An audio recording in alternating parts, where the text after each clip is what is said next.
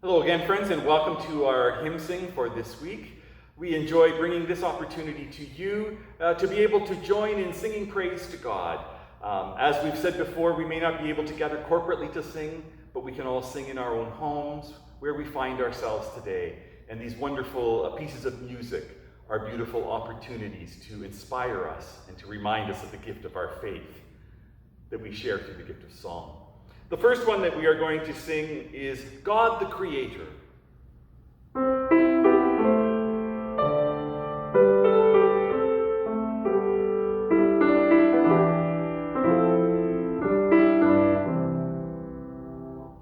God the Creator, you in love made me, who once was nothing, but now have grown. I bring the best of all my life offers, for you I share whatever I own.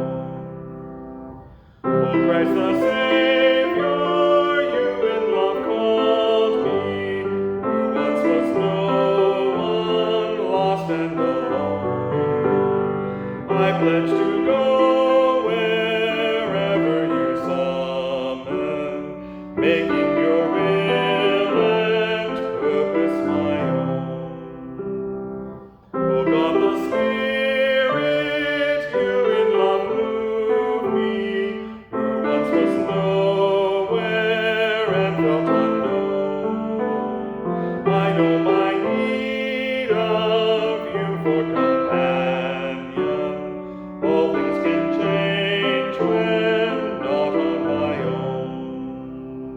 And with the people summoned together to be the church in which faith is sown, I make my promise to live for Jesus and let the world know all are his own.